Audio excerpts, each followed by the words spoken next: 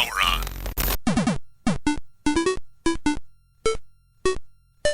Time for Game Talk. Ooh, the Golden Stallion, the man of tomorrow, Savzu, the radar radio star, here with, I know what you're thinking. What the hell is this? Well, I'll tell you what it is. After episode 300, so new patrons get kind of the inside track on this. Come after episode 300, Game Talk is not going to be in the main show. I'm going to be replacing it with another new segment that's going to be a part of it. But because of that, I know there's so many people that still love Game Talk every time that it comes on. And I assure you I'm going to replace it with something that's relatively fun, because that was always the nice thing about having Game Talk in the show, is that I need to take a breather and I need to have a good time because the rest of the show always just seems so goddamn serious. You just hear the Joker, why so serious, right? All that crap. So anyway, Game Talk is always a fun thing to do, and I really don't want to stop doing it because honestly, I feel a need to talk about video games. I really do. And so what I decided is that I am going to make Game Talk its own little show, and it is going to be a little show. It's not something that's going to be another 2 hours that I do every month or something like that. But it's going to be, anywhere between 15 to 30 minutes per episode. At least that's the plan. I've planned that before, and then things turn into an hour. Maybe there will be episodes where it turns out like that. Maybe I'll have some co-hosts on for Game Talk at certain points. I know certainly Rob could talk up some games with me, among others, and we'll see how that ends up taking shape. But for now, the idea is that it'll be 15 to 30 minutes where either I'm reviewing a game, which is what's going to happen in this episode, or it's where I'm going to be talking about a certain game story. Now, this is definitely something for the Sovereign Tech diehards, even though I know a lot of you like to listen to Game Talk, and because of that, this first episode, there might be one more where I do it this way, but the first episode is actually just going to be available to all patrons. Future episodes, though, are going to be done with video, and so and there's going to be a lot of video.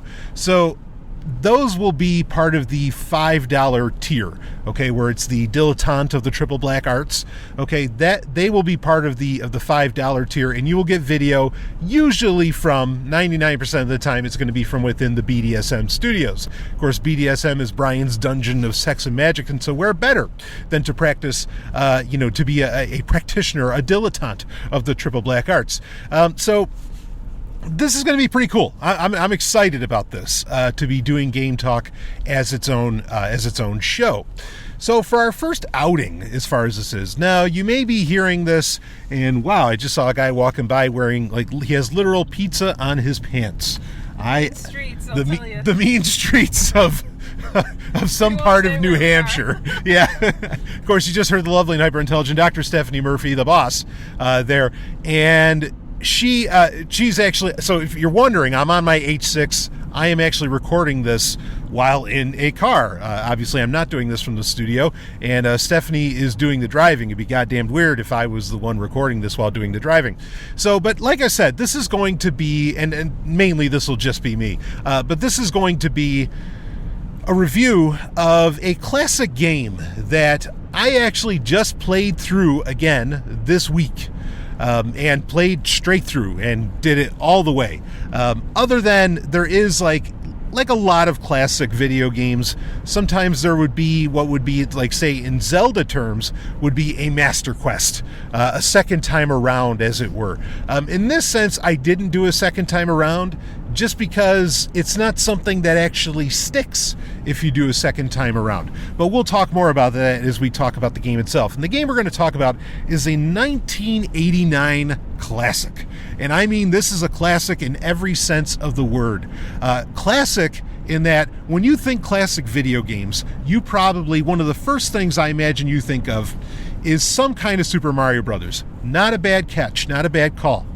In fact, and then when you think about classic Super Mario Brothers, you probably think of, I bet even before you think of the original Super Mario Brothers, you think of Super Mario Brothers 3. Totally understandable. Easily one of the greatest games. In fact, if someone said to me, I think that's the greatest video game ever made, I wouldn't argue with them too much. It literally, no pun intended, changed the game. Super Mario Bros. 3 is one of the best-selling games of all time. So with that in perspective, let's understand this. The game that I'm talking about this week literally sold more than Super Mario Bros. 3. It was that white hot. And it did so without being included with the console, which maybe that's what you would think is like, well, if it's something that came with a console, maybe the console sold that many, over 18 million copies or something, and that made it so hot.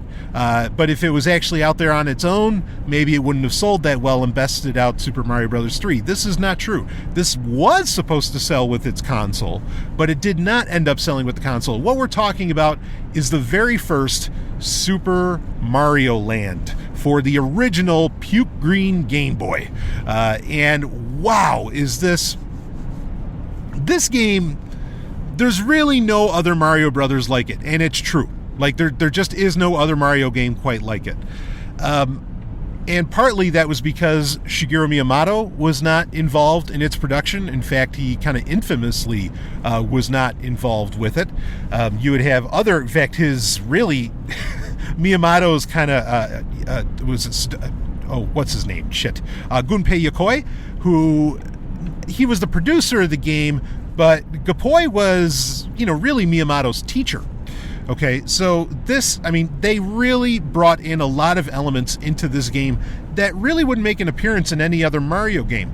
This would end up being the first appearance, though, of Princess Daisy, who would have a major role in future Mario games going forward. You were not rescuing Princess Peach in this, but the basic story of the game is just that. It is you are going to rescue a princess. But again, in this case, it's Princess Daisy, which in a way, I always kind of like Daisy a little bit better. Of course, I've always been a bigger fan of Luigi than I am Mario, just on a personal level. And by the way, I did pick up the re-release for the 3DS of Luigi's Mansion from the GameCube back in 2001. Oh man, you better believe we're going to talk about that on GameTalk at some point here. So anyway, developed by Nintendo's R&D 1, not to be confused with Nintendo's R&D 2, very clever name. But this was supposed to be, Super Mario Land was supposed to be the game that would sell the Game Boy. Like, this is the reason you are going to get the Game Boy in the late 80s. Instead, there was convincing, of course, to package Tetris with the Game Boy. And the rest, is, as they say, is history, because we all know how well that went. In fact, history could be a very different thing, I think, for the Game Boy if Super Mario Land was the original game to get included with it. Not that Super Mario Land is a bad game, by no stretch. In fact, I dare say, I think next to Super Mario Brothers, the original Super Mario Brothers, like if you wanted to introduce people to video gaming in general, and I don't just mean Mario games, I don't mean Nintendo games, I mean if you wanted to get people into video games themselves, this is probably the game I'd hand over. In fact, after you're done playing Super Mario Brothers for the first time, this is what I would play next, because, the American version of Super Mario Brothers 2 as compared to the Japanese version of Super Mario Brothers 2, which was later released as Lost Levels on Super Mario All-Stars. That, this game feels a lot more like Super Mario Brothers, like the original Super Mario Brothers. And it's not as different as Super Mario Bros. 3 or the like. And then, of course, this game was so popular, like I said, that it would end up spawning a lot of sequels. In fact, the entire Wario Land series and the WarioWare series really would all come out of later games in the Super Mario Land saga, which there'd be a trilogy. The second one, Super Mario Land 2, which is a very different game, an amazing game, in fact, considered one of the greatest Nintendo games ever made. I think it's I want to say it's ranked by like IGN or something within the top 50, as to where Super Mario Land, I want to say, is like number 77 out of 100. But then the Wario Land games, that's operating on a whole other level, and that would end up starting with Super Mario Land 3. So, but Super Mario Land 1, some unique things about it. Now, again, it really is just it's a pint-sized Super Mario Brothers game. It's a platformer, 2D, classic stuff. just like you'd expect. I mean, it feels like the original Super Mario Brothers, all the way. It has a lot more going on in the background, a lot of interesting stuff. Like at points you're seeing Easter Island heads in all of this. You have your general, you have your mushrooms, the super mushroom, right, that will make you grow. You have the fire, you have the fire flower, but the fire flower has you shoot like super balls, not really fireballs. And these balls, like, you throw them at the ground and then they kind of bounce up. And it's a different mechanic from the first Super Mario Brothers game. But it does allow for some really, it has kind of a physics base to it, and it allows for some very interesting things to happen. Because as to where in the first Super Mario Brothers game, you would end up having where, the fireballs would just kind of fly off the screen. In this sense, these super balls will just bounce all over the screen, and they'll kind of, until they hit something, or until they can actually fall or fly off the side, one of the sides of the screen in that sense. And in fact, at some points, you can't even shoot more of them until one of the super balls disappears, which, makes for an interesting game mechanic, I guess we'll say. But, this did come out 4 years after Super Mario Brothers. It would come out after a lot of the, other Super Mario Brothers games would end up coming out for the NES. But like I said, this really does feel like when you are playing it, jumping, all of it, just picture it. It's very much the same game as you would get with Super Mario Brothers, just with, a couple little differences, kind of like I described. The other interesting thing is that there is a water level within this game. And in that water level, you don't swim, you actually control a submarine. Also, in the later levels, and we'll talk about how many levels there are, etc. in just a second, in the later levels, you actually get to fly an airplane that can shoot fire, just like the submarine can shoot, like, kind of these projectiles that look like fire. They play very much like Gradius, and I remember playing it as a kid, and I just thought it was a really welcome addition because I was such a huge fan of Gradius and Life Force and all that at the time, that to do that in a Mario game was just like, whoa, this is, so badass. So that was a very cool little element to put in there. You never really get that in any other Mario game, and it really helps make Super Mario Land feel very unique, even though throughout the rest of the game it feels very familiar if you're used to the 85 Mario Brothers. Beyond that, it is a very short game. You end up with only, I think there's a total of 4 levels with 3 worlds, or is it 4 worlds with 3 levels, however you want to phrase that, as to where the 85 Super Mario Brothers game, you have 8 worlds with 4 levels a pop. This is a much shorter game. Understandably, this is the first time that they were able to put a platformer like this into such a tiny package like the original Game Boy. But it worked. It really, really worked. It plays. It's a marvel, honestly, especially consider that in 89. The idea of taking a full-fledged, because in 85, Mario Brothers was state-of-the-art. Right? Like no one had ever played a game like that. No one had ever, had such fluid mechanics, within the game and everything. It was unheard of. And it was this, masterpiece. Come 4 years later, you find out, holy shit, I'm going to be able to put that in my pocket.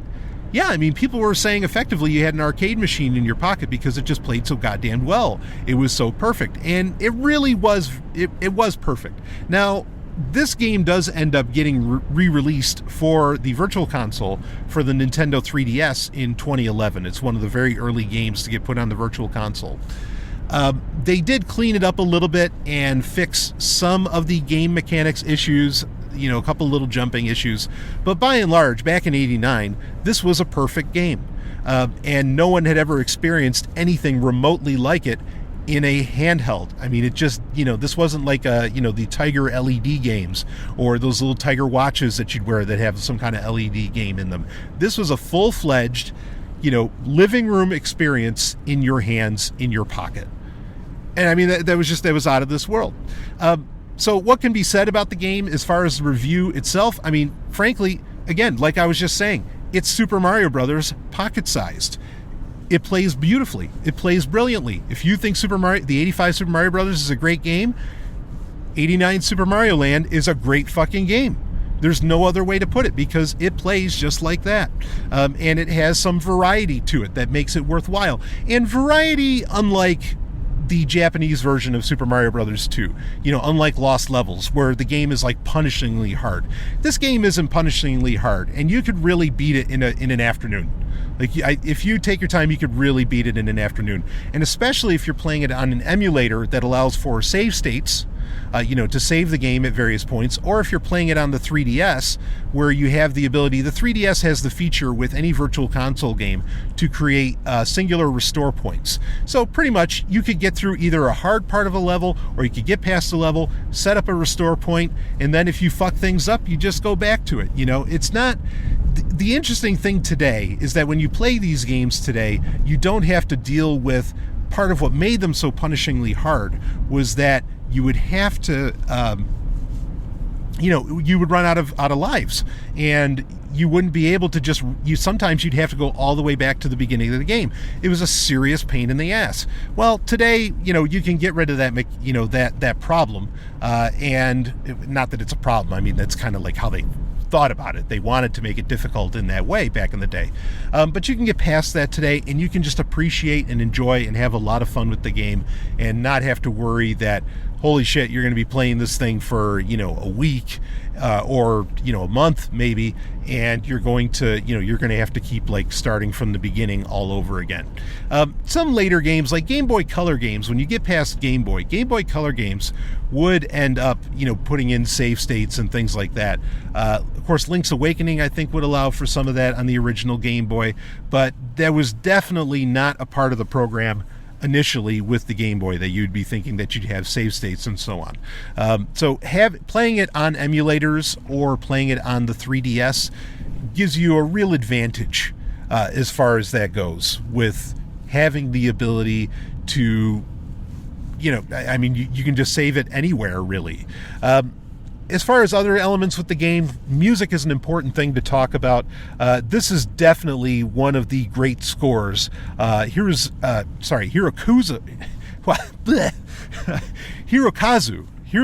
Tanaka, who is just a legend in the business. He would end up, this is widely considered, if not his best composition, his best score. It is certainly considered like one of his best. And there is some pretty awesome music in this. You easily get the feel for everything that's going on, because there's kind of Egyptian levels. Like I said, there's the Easter Island levels, which what kind of music would that even be? Well, Tanaka gives you a taste. And then there's, there's like a ninja world where you're, more, dealing with Japan, as it were, and you definitely get the feel for that. It's just a tremendous, tremendous score all the way around that makes the game very enjoyable to listen to. So if you're going to be playing this on an emulator, or if you're going to be playing this on your 3DS, have a good pair of headphones. Even though it's simple, basic 8-bit Game Boy music, it really is beautiful stuff. So you want to experience that, and you want to hear that overall. Other than that, what's to say about this game? Again, you do get some elements within it, the Gradius style shooting that you never get in another Mario game. The Super Ball, you never really get that in another Mario game. The introduction to Princess Daisy, though, you're going to get that in a lot of other Mario games. And this was it sold better than Super Mario Brothers 3. We ended up getting an entire trilogy and then an entire side series with the Wario games entirely coming out of this. It was that big of a deal. And when you're playing this, you really can't help but realize why Mario is just, you think Mario is so passé, right? He's not Master Chief, he's not, Sonic has actually kind of become passé, other than Sonic Mania and some other things. But you would think that, Mario would really be passé, and that maybe it's just a fluke that a character like this would even ever become a big deal, and that it all was just a fluke. No, when you play this game, even today, it still plays so well, it still feels so solid, that you totally understand why this character has stood the test of time. It just makes all the sense in the world. Why Mario? Well, this is why Mario, because whatever format you put him in, it just ends up being that great of a game, and it just feels natural. Now, some comments on controllers as well. This is a very precision game, okay? and as a platformer. I've never really had a controller that I felt totally comfortable with a lot of Game Boy games, especially Game Boy platformers, and especially a Mario game. And I buy very high-end controllers. Just their D-pads never really feel the same. They never have that same Nintendo quality from back in the day. And I say from back in the day. Even I have the 8-bit Do NES 30 Pro. That's about the closest that I felt where, okay, this feels like I'm actually, really using a Nintendo controller. That's about as close as I can get. Honestly, even playing this on the 3DS, which I beat Super Mario Land recently for this review, on the Nintendo 3DS, actually the new Nintendo 2DS XL is what I beat it on, because the Virtual Console games have no 3D unless it's like the 3D Classics line that they put out there. Even with that, honestly, the D-pad on the 2DS, it's the same as on the 3DS, but so I'll just say the 3DS. The D-pad on the 3DS it just doesn't feel right, and it's a little smaller. It feels like it's a little smaller than what I'm used to on the original Game Boy, or even on an NES controller. And it does kind of get in the way of controls. Like, it just doesn't feel the same. They made things, I know I sound like an old man. They made things solid as a fucking rock. Like, solid as a rock back in the 80s. Like, the original Game Boy, there's a reason so many people still have them. Hell, it's why they use them to compose music, right? You have your 8-bit DJs and all that. Then, and like even the old Nintendo controllers, people really pay top dollar for these in any kind of good condition because they were made different. Now, the NES controllers that come with the NES Classic, those feel really good. And maybe that would work out for this. I don't know. But the smaller D-pad for Super Mario Land, anyway, did feel a little off, but it didn't keep me from being able to rather handily beat the game.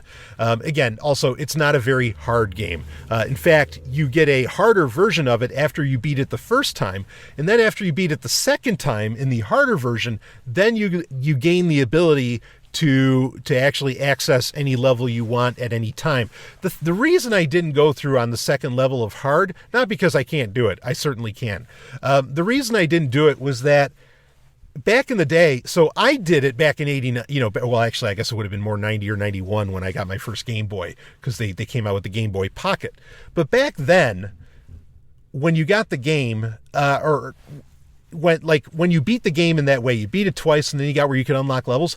As soon as you turned off the fucking Game Boy, all of that was erased because there were no save states. So I remember being like, as a little kid, just kind of depressed by that. I'd be like, well, shit, I just beat this game through twice and I gained this ability to access any level and I can't hold on to that. Like, how do I even prove it to my friends other than I play through it again? And again, it's a shorter game, so you could kind of do that. But now today, of course, I could save a restore point and on the 3DS itself, and then be able to access that in the future to do so. Maybe I do that, but what's the point? For the review, the harder version isn't that much harder, and then like I said, by nature, theoretically, unless I created that restore point, I'd lose everything that I did as soon as I exited the game anyway, right, on the 3DS. So, that felt kind of pointless to me, so I didn't actually go through the second playthrough. But regardless of all of that, the controls, getting back to the controls on that, the controller does feel a little odd. If you have a converter for an original NES controller, or if you have a converter for the NES Classic controllers, that's probably your best bet to go with. Though I'll tell you, the circle pad on the 3DS really, really makes things a lot easier on the Gradius style levels, on the submarine level and the airplane level, which actually on the 3DS, speaking of games that I will be reviewing in the future on GameTalk, in a lot of the Gradius games that you can play on the 3DS, the circle pad just gives you such a much better feel of controlling that, because it's about the slimmest version of a joystick you could possibly create.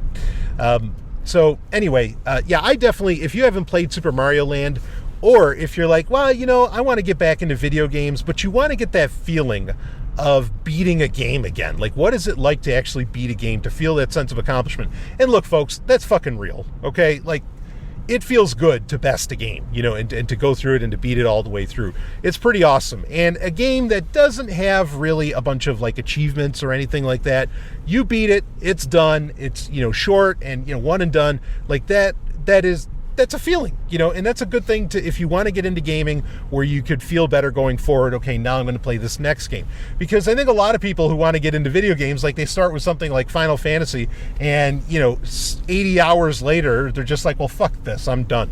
This is a game, it doesn't need a walkthrough. There's not a whole ton of secrets or anything. I mean, you want to, you can choose to, this is another element that wasn't in any other Mario game, where when you get to the end of the level, there's a door at the top and there's a door at the bottom. It's harder to get to the door at the top, but the door at the top will get you to a bonus game where you can get extra lives, or you can get flower power or something like that, which is kind of a cool element. Again, you never really see that again in any other Mario game. But there's no real secrets to this, and so, it's just a straightforward game that you can play and you can be done. And when you're done with it, you feel like, holy shit, I just beat a Mario game. And you did. And that can inspire you maybe if you want to play future Mario games. I think that that's a totally worthwhile thing. So anyway, that's it for Super Mario Land. Totally playable today. It holds up very well. Just the the game mechanics of it are just so fluid and perfect, and they were even a little more perfected in the virtual console version. You can't go wrong, and I totally recommend playing it. And fuck, for the price, if you buy it in the virtual console, it's like $3.99. Why wouldn't you? So that's my thoughts on it. Anyway, Super Mario Land, there's your review. If I was going to give it, I think it might be fun to do kind of a star system. We could do out of 5 stars. I would give this a 4. I would really give this a 4. It doesn't have, like, after you beat it, it's really over. So that one lack of star really comes down to, it doesn't necessarily have replayability. There isn't much depth there as far as story or as far as like secrets to find, even though that can be an advantage. I don't necessarily want to take points off for that. But it's just, there's not as much meat in it as would end up happening in other Mario games. But it is an absolute classic. It's deserving of all the sales that it garnered, and it's deserving of any reputation that it has. Much like the 78 Superman, where it was the first time you believed you could fly, I think Super Mario Land proved you could have real gaming, serious gaming in your pocket, and Super Mario Land was absolutely the proof. More so even than Metroid 2, because Metroid 2 was a little bit of a fuck up. I mean, it's a great game, but the monochrome, because again, the original Game Boy games were all monochrome. Super Mario Land is no exception. The monochrome nature of Metroid 2 actually was a real problem. It was a hindrance. It created issues with just stock playability. So Super Mario Land doesn't run into that at all. So do check this game out, and give it a play if you haven't in a while. And if you're looking for an introduction to gaming, like I said, this is what you want. 4 out of 5 stars all the way, Super Mario Land. We will be doing, for a future Game Talk, again, like I said, other Game Talks, I might do one more where it's just audio, and it's a review of some kind. And you will get another Game Talk probably in episode 299C coming up. But do remember that this will be a video show. There'll be an audio edition too, but it will be a video show that I will be it'll only be for the $5 tier in the future. And I will make that video something that you want to see. There are going to be things to see in it. It's going to have a point, even though the audio version will be just as listenable, as far as that goes as well. So anyway, yeah, here's our very first official Game Talk in the Patreon feed, and we'll wrap it up with that with Super Mario Land. It's a great way to start, in my opinion, because it's a great way for you to start getting into video games if you're not. But that's it for this episode. I will see all of you on the other side and on the next Game Talk. Game over.